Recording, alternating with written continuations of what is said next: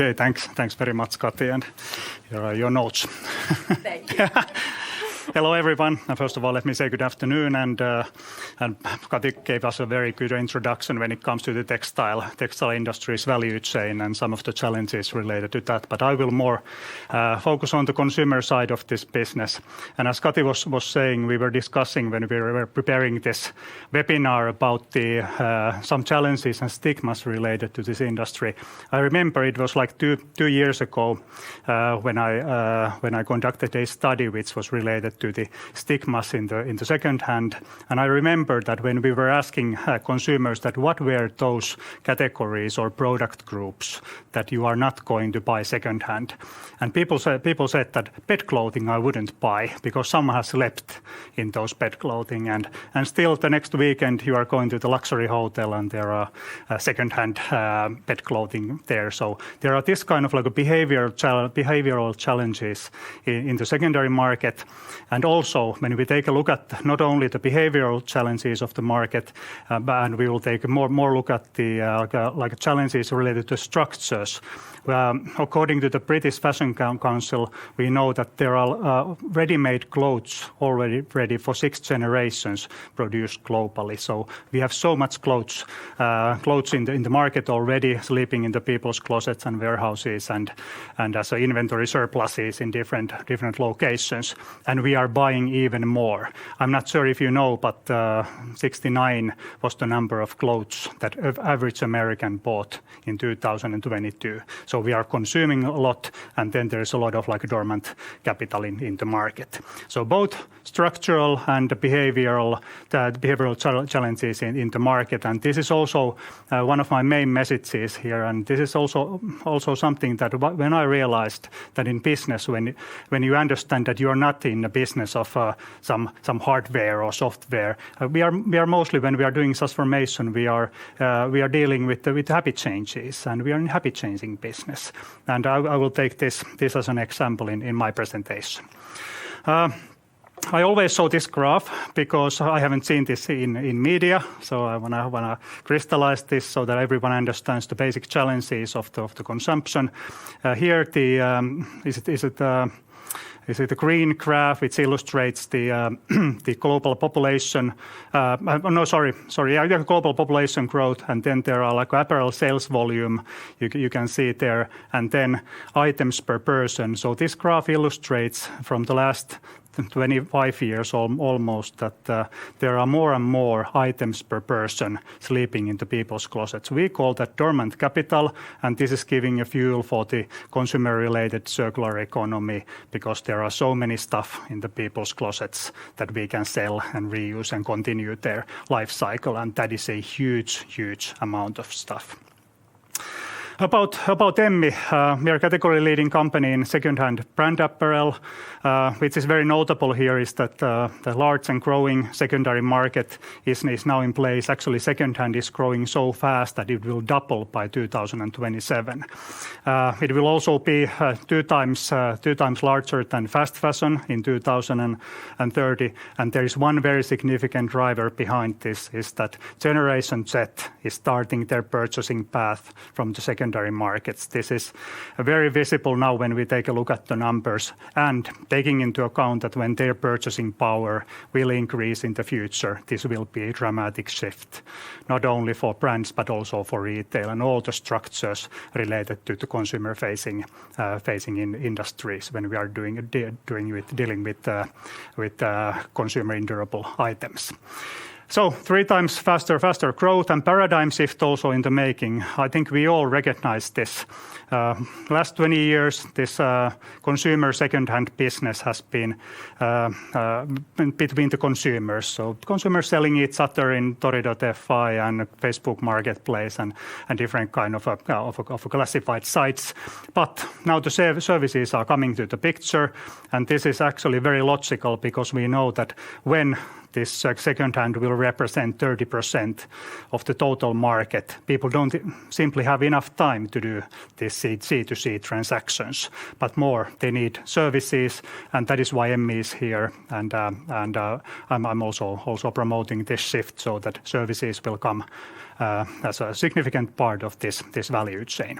There are many boosters for that, sustainability goals, and also importance of resale value to the retail and brands. That is also premiumizing the products and their prices as a new one. So secondary market is a huge booster for the value as well. And of course, during these very challenging times of inflation and times of lowering consumer purchasing power, this is very resilient market as well.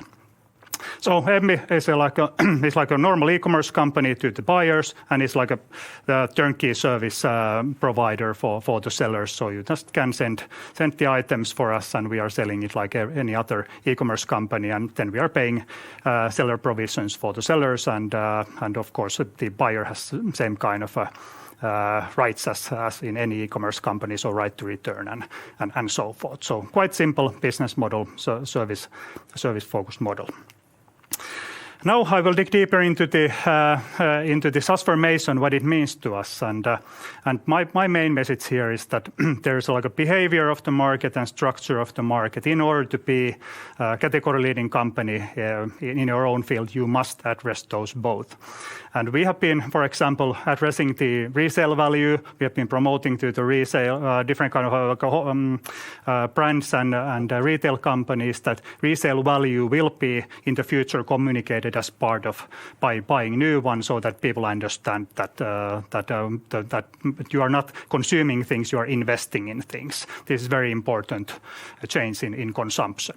We have also been talking about circular retail. That is a term invented by us, but that means that retail and circular economy will become like integrated entity to the consumers, and the role of retail will change significantly. We have different kind of things related to the structures in our society. For example, there's double taxation into second-hand items these days. These are the things we are raising to the public discussion, and also supply-demand dilemma. What I mean by this is that, for example, here in Helsinki, 20,000 students are moving to Helsinki each August, and secondary market will face like a huge demand, and every time we are running out of stuff.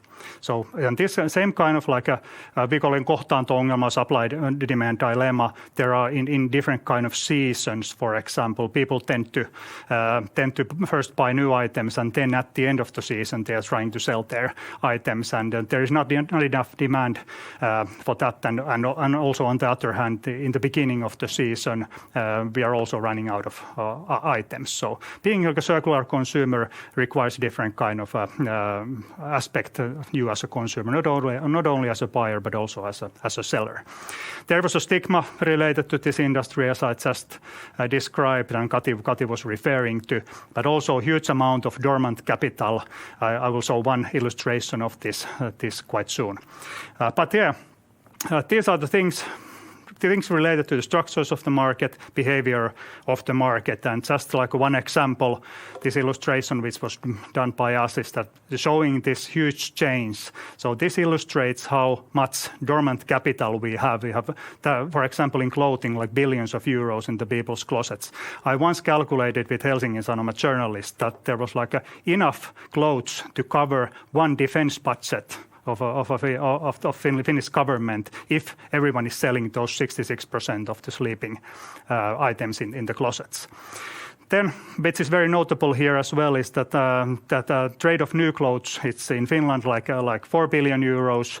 That's 800 euros per person, by the way. Only 3 to 4% of that is second hand. And we believe that this will change in the future, and all these studies are referring to this same. So it will become like almost third of the new items. So this will change the many structures quite significantly, and this kind of things we are touching when we are discussing about transformation in our company. Then my last slide being that this paradigm shift, when it's in the making, you can only change things which become like a topic of conversation. This is very important, and I have seen this in many companies that when it's a conversation topic, then it starts to change. And Maria was referring to these internal benefits of this transformation as well in the companies. This is exactly that. We have quite strong message of change. As I said, there's a huge overproduction problem, which means that the same item must be sold several times. But also, Maria was referring to the compelling vision. We must have that because, as we have seen in circular economy, we don't know how it looks like, and that's very important. That those companies that are dealing with this change, there is an encouraging and an empowering vision for the future, and we believe that there are better quality clothes with every one of us when this change will progress. And then the third one, the concrete ideas, very tangible things. We must communicate like resale value when we are buying new, because that is the only way of changing consumer habits when second-hand becomes the first choice when you are buying something and when you actually need something. But I think I will end my part of the presentation and handing over to Maria again. Thank you very much for listening. Thank you so much. And I think we're all going to stay up here